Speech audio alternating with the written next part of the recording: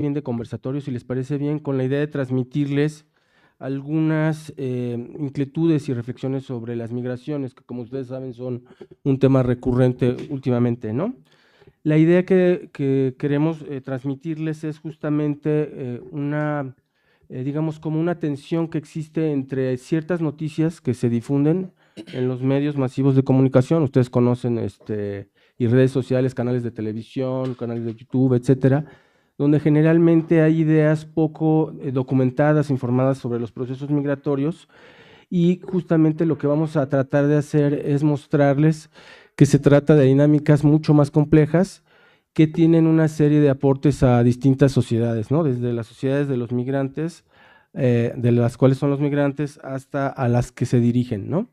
Y sobre todo que se vayan con una idea distinta. Yo creo que una parte interesante del proceso del bachillerato, de la media superior, es que ustedes ya tienen una serie de herramientas que les permiten manejar una serie de narrativas, imágenes, de otra manera y buscar información adecuada para generarse una opinión propia, ¿no? Bueno, dicho esto, si les parece bien, vamos a iniciar con la primera pregunta. Vamos a verlo en dos dimensiones. Una es de México como un país donde hay una serie de procesos migratorios, donde hay migrantes, donde vienen migrantes, donde se desplazan migrantes, y también una realidad que ustedes conocen bien por las noticias, que es la que tiene que ver con los migrantes en Estados Unidos, que últimamente es un tema muy mediatizado, ¿no? Y bueno, en ese sentido, la primera pregunta sería, ¿cuáles son las causas, las características y los impactos de las migraciones en México y Estados Unidos? Y vamos a empezar primero, como debe ser, con México. Adelante, Néstor. Ok, bueno, muchas gracias, doctor Castillo. Antes que nada, me gustaría saber de dónde nos acompañan los presentes. De dónde vienen? CCH Sur, ¿alguien más de otro lugar? ¿Dónde? ¿No? La ENCIT, eso, la ENCIT. Ah, no, está bien. Entonces, CCH Sur, ¿qué semestre? Sexto. Ah, no, ya están más allá, más de este lado que de ese lado, ¿no? Este, sí, no, tengan confianza en el proceso.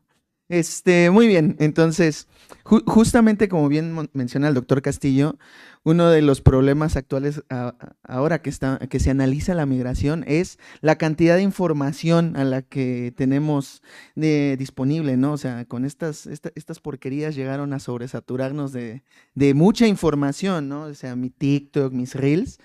Y estoy seguro que ustedes han visto muchas cosas acerca o sea, de los dos tipos de migración de los que vamos a hablar el día de hoy. Primero, la migración, cómo les va a los migrantes mexicanos en Estados Unidos con las políticas migratorias, pero también por otro lado, también de este lado aquí en México, también México se ha constituido por su cercanía con Estados Unidos como un territorio de paso para diferentes grupos migrantes, ¿no? Entonces yo no sé qué tanto ustedes, por ejemplo, hayan oído acerca de fenómenos como gentrificación y turistificación, donde también ya no solamente tenemos migrantes que vienen de países de Sudamérica y Centroamérica pasando por el territorio, sino que también tenemos migrantes del norte global, Estados Unidos, Canadá, algunos europeos, que se vienen a vivir aquí a México. ¿Y qué es lo que les gusta de México? Pues primero que nada, los precios muy bajos, ¿no? O sea, es muy barato vivir en un país del sur global, entendiendo que esto o sea, es esta cuestión donde vemos aquí en la Roma y en la Condesa un montón de güeros y que todo está muy caro. O sea, es solamente la punta del iceberg de un fenómeno mucho más complejo y también mucho más que involucra flujos no solamente de gente que viene de países con mayor poder adquisitivo, sino también empieza a generar unos círculos muy nocivos de desplazamiento de las personas en los territorios, ¿no?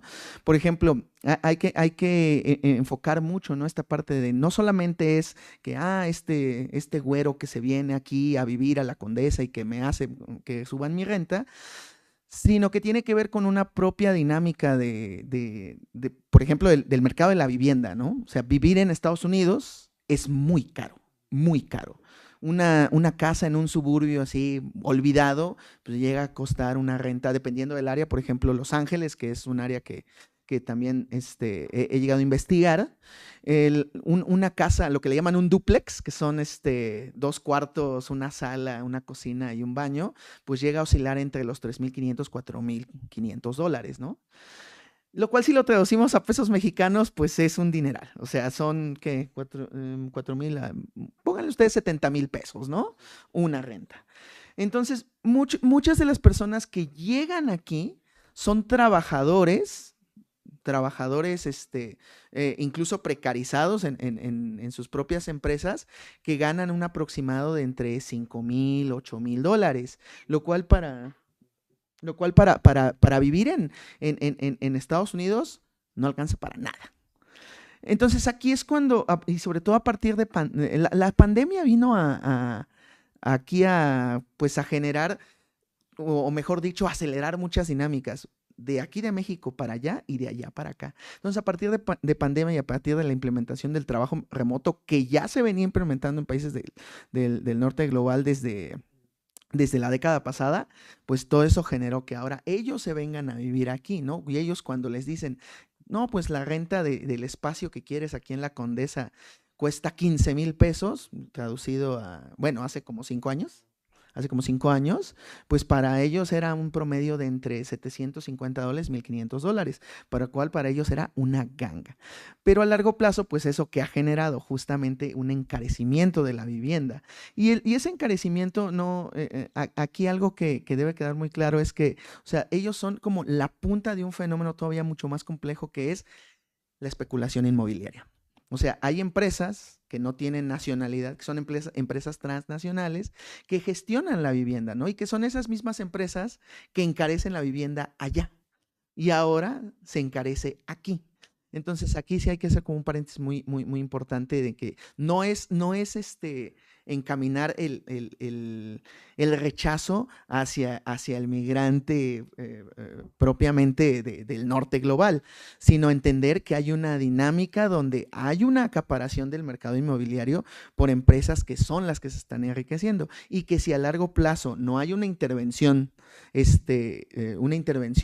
pues integral en la política de vivienda por parte de nuestras autoridades, ese círculo que ya pasó allá pronto va a suceder acá. Y eso es un poco sobre la migración de migrantes del norte global aquí en México, en específico en el espacio de la Ciudad de México, y que esto también se está agudizando porque tenemos un evento muy importante este año, ¿no?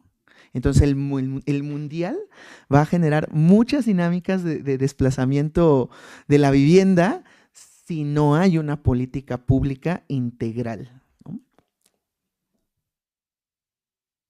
Muy bien. Bueno, Néstor nos habló del caso de migrantes, sobre todo norteamericanos y europeos, que vienen a la Ciudad de México. Yo les quisiera hablar ahora del caso de migrantes, sobre todo mexicanos, pero también de otras regiones como Centroamérica, que como ustedes bien saben, últimamente han estado muy estigmatizados por el discurso público de la actual presidencia de Estados Unidos. Lo que me gustaría hacer es un ejercicio de justamente criticar algunas narrativas con unos hechos, ¿no? Uno de los fenómenos que ustedes han visto proliferar en las redes de manera muy clara, ustedes ya como nativos digitales, es la proliferación de una serie de discursos que no necesariamente tienen evidencia, ni científica, ni en datos oficiales, ni en datos gubernamentales. Y lo que acontece generalmente con el discurso sobre los migrantes suele estar matizado por estos procesos, ¿no? Como ustedes saben, desde la primera administración de del presidente Trump, pero sobre todo ahora en la segunda, ha habido un eje que tiene que ver con 3 rasgos que ha destacado sobre los migrantes. La primera es que los migrantes son una carga, que quitan dinero público. La segunda es que los migrantes quitan empleos en Estados Unidos, y la tercera es que cometen una serie de crímenes. Lo que uno observa cuando lee los registros vinculados a estos procesos migratorios es que esto es completamente falso y con datos de por medio. Por ejemplo, respecto a la idea de que los migrantes son una carga para el erario público, ustedes saben que todo trabajador contribuye al Estado pagando impuestos, ¿no? Esto es algo que uno hace cuando tiene un empleo, una parte proporcional de lo que gana se va a pagar impuestos. Lo que demuestran los datos sobre los migrantes en general, pero en específico los que no tienen documentos y los mexicanos en Estados Unidos, es que los migrantes, como llegan a hacer trabajos sin documentación migratoria, generalmente les pagan menos. Esto no quiere decir que no pagan impuestos, porque siguen pagando impuestos, pero además no les dan seguridad social completa y por otro lado llegan a una edad laboral ya consolidada, es decir, más o menos el promedio de la llegada de los migrantes sin documentación migratoria que van a hacer trabajos manuales, agricultura, construcción, empaquetadoras de carne, es de alrededor de 25 años. Entonces, cuando un migrante llega con una edad de 25 años, todo el costo, todo lo que tuvieron que pagar sus papás, su familia y el Estado para que a los 25 años fuera un trabajador eficiente, no lo cubrió Estados Unidos, lo cubrió México o Guatemala o Honduras, ¿no? Entonces, aquí, como se dan cuenta, hay una doble falacia. La primera es que no pagan, o sea, que no contribuyen, sí contribuyen. La segunda es todo ese gasto para que fuera un trabajador eficiente no lo cubrió Estados Unidos. Y la tercera que no se dice es, como generalmente reciben salarios menores y menores prestaciones, ellos generan un proceso donde los empleadores bajan los costos de producción. Es decir, si a ti una pluma te cuesta $2 producirla porque le pagas a una persona $1.15, al migrante le vas a pagar solo $1 o 90 centavos. Entonces el empresario gana más cuando una pluma es producida por un migrante, ¿no? Las otras dos cuestiones que son relevantes y que vale la pena desmentir abiertamente es la cuestión de la criminalidad. Trump ha hecho una asociación directa entre migración y criminalidad. Estudios serios de la Universidad de Stanford, pero también del Instituto Cato, que es una organización sin filiación partidista, esto le da, entre comillas, cierta legitimidad, han mostrado que esto es falso. Cuando uno observa la relación entre el número de crímenes cometidos entre el promedio del estadounidense, es decir, del conjunto del promedio de los estadounidenses y los migrantes como conjunto, son mucho menores, es más o menos la mitad. Y si uno observa el caso de los migrantes sin documentos, sube un poquito más, pero sigue siendo poco menos de la mitad de la relación con los estadounidenses que son encarcelados, ¿no? Entonces, lo que observamos es que hay una estrategia recurrente que utiliza el presidente de Estados Unidos, que es por un caso aislado, que no representa a miles, decenas de miles o a millones de migrantes, piensa que es un atributo que les corresponde a todos los migrantes, pero la evidencia nos dice completamente lo contrario. Y la tercera contribución que es importante y que creo que hay que destacar de manera muy clara es esta idea ficticia de que los migrantes llegan a robar trabajos a los estadounidenses. Esto es una mentira también. Lo que observamos en países como Estados Unidos, que ya presentan un proceso de envejecimiento, es decir, que tienen pocos jóvenes y más bien población en edades avanzadas, es que tienen una carencia de trabajadores, ¿no? Y hay ciertos sectores estratégicos donde tú necesitas trabajadores porque si no entras en procesos de crisis importantes como la agricultura, como el sector de servicios. Si tú no tienes quien cultive los alimentos, no vas a tener alimentos. O si tú no tienes quien cuide a las personas de la tercera edad, vas a estar en un problema. Y estos son dos de los trabajos fundamentales que realizan los migrantes. Entonces, en este sentido, un poco lo que intentamos hacer es transmitir esta idea de que el proceso migratorio es mucho más complejo y de que los migrantes sí generan aportes reales a las sociedades de destino, ¿no?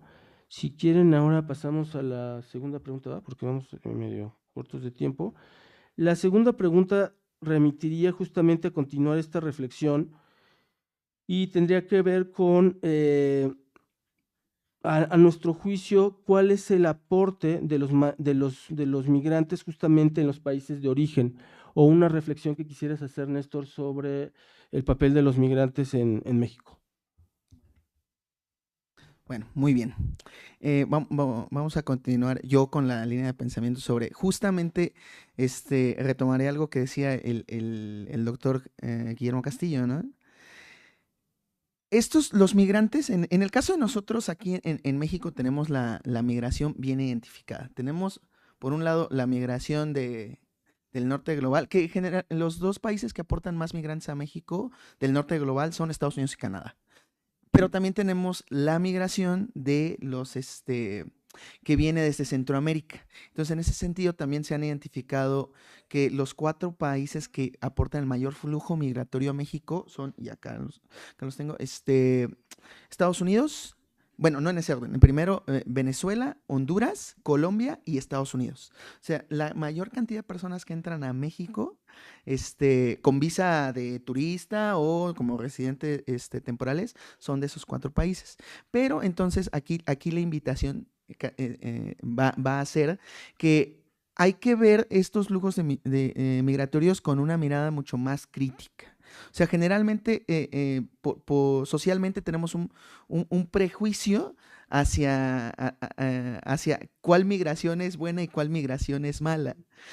Y eso justamente problematiza que abordemos el fenómeno de la migración. O sea, no hay migración buena, no hay migración mala, es un fenómeno. La migración también es un derecho humano. Es decir, el Estado mexicano está obligado, ¿no? Y se obliga a sí mismo por los tratados internacionales que hemos firmado a respetar los derechos humanos de todas aquellas personas que son de otra nacionalidad y que entran a nuestro país. Entonces, cada uno de estos tipos de migraciones aporta algo diferente al país. Son personas que, algunos vienen huyendo de situaciones de violencia, o sea, Centroamérica ha tenido un flujo bastante importante por situaciones de violencia. También, bueno, Venezuela, ni se diga también. Pero también hay que entender que los migrantes del norte global también vienen huyendo de una situación de violencia, ellos de una situación de violencia económica, que es que ya no les alcanza allá. Entonces, aquí la invitación es justamente a ver con mirada crítica el fenómeno migratorio, que la próxima vez que tú estés en tu colonia y te empieces a preguntar por qué el kilo de jitomate está más caro, o sea, puedas empezar a ver que este tipo de fenómenos producen desplazamientos, ¿no? O sea, ahora las colonias como son Condesa y Roma, La Juárez, empiezan a ser tan caras como algunos suburbios en Nueva York, en Los Ángeles. ¿Y eso qué provoca? Pues que la gente, o sea, creo que nadie quiere pagar más por algo, ¿verdad? Entonces, ¿qué es lo que buscan? Bueno, me voy a la colonia de al lado, que está un poquito más barata. Y entonces así se empieza a producir un fenómeno de desplazamiento, ¿no? Y eso es importante verlo en nuestras colonias, en nuestras comunidades, ¿no? O sea, no se trata de segregar a los flujos migratorios, se trata de encontrar formas de que se vayan integrando a nuestras comunidades sin que eso produzca un fenómeno de desplazamiento. O sea, tenemos gente muy, muy trabajadora, de diferentes nacionalidades, artistas, escritores, de muchas partes del mundo que llegan a enriquecer nuestra sociedad. La Ciudad de México es una sociedad muy cosmopolita y vienen a enriquecer con sus aportes. Lo que sí hay que exigir justamente a nuestros gobernantes es que ellos gestionen políticas económicas, políticas de vivienda adecuadas para que ellos también se puedan integrar y que justo lo que decía el doctor Guillermo Castillo, ¿no? Que si están viviendo con nosotros, que si justamente también tienen trabajos remunerados, que haya una forma para que justamente también ellos hagan sus contribuciones y que se mejoren los servicios de nuestras comunidades, ¿no? Porque también eso es innegable, el hecho de que haya un flujo turístico, que haya gente que haya decidido cambiar su residencia, sobre todo gente del norte global, pues eso ha impactado, ¿no? En la mejora de servicios y infraestructura urbana. Y entonces eso podría mejorar la vida de nuestra sociedad aquí en la Ciudad de México. Muchas gracias, Néstor. Y bueno, quizás yo cerraría, si les parece bien, voy a cerrar con una reflexión en torno a lo que decía Néstor, pero después vamos a abrir un espacio para preguntas, ¿no? En la otra intervención yo les comentaba que el aporte real de los migrantes, sobre todo los que no tienen documentos a Estados Unidos, es múltiple, que transita por una contribución fuerte en términos de pago de impuesto. Para que se den una idea, se hizo un estudio en los últimos 30 años cuál fue el aporte real de estos migrantes, bueno, del conjunto de todos los migrantes, y era de 14.5 trillones de dólares. Ellos eran responsables de un aporte fundamental para la economía norteamericana. El segundo tendría que ver con lo que les comentaba. Los migrantes son fundamentalmente trabajadores jóvenes que dinamizan el mercado laboral y que hace que funcione, sobre todo por los huecos que hay por los procesos de envejecimiento, ¿no? Y el tercero tiene que ver con algo que decía Néstor, que es importante, que es la riqueza sociocultural que aportan, ¿no? Como ustedes saben, expresiones de estos no solo son, digamos, diversas prácticas culturales y la comida, sino también otras formas de relacionarse. Ahora bien, en el caso de los aportes de los migrantes a los lugares de origen, estos son fundamentales.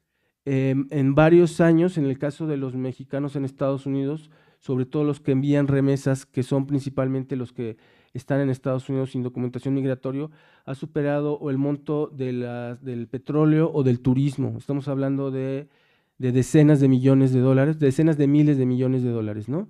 Y que esto no solo es un número importante y que es fundamental para que funcione la economía a nivel nacional, sino les cuento que a nivel de por ejemplo, de los pequeños poblados del sur de México, es básico para que las esposas de los migrantes, por ejemplo, puedan comprar los insumos necesarios para poder vivir, desde alimentos y ropa hasta cuestiones más elaboradas como mejorar su vivienda, satisfacer necesidades de salud o, por ejemplo, infraestructura comunitaria, ¿no? Una reflexión que me parece fundamental que hizo el doctor Néstor es que cuando uno ve el proceso migratorio, uno tiene que entender que se trata de un fenómeno que tiene múltiples etapas, que involucra a múltiples actores sociales y que en ese sentido siempre es pertinente pensar qué no nos están diciendo los medios de comunicación.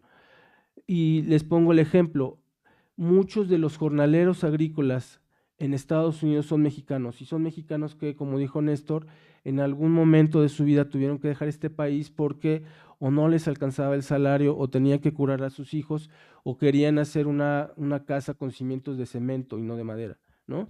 Entonces fueron estas condiciones las que digamos, los forzaron a tomar esa decisión. Evidentemente ellos se insertan en una serie de redes de inserción laboral, es decir, de personas que están buscando trabajadores en estos países de origen para ciertos trabajos en Estados Unidos, como les mencionaba, agricultura, construcción, distintos servicios, ¿no? Desde el cuidado hasta cuestiones de limpieza. Y en este sentido vemos también que hay un beneficio, claro, como les decía, para las sociedades de destino.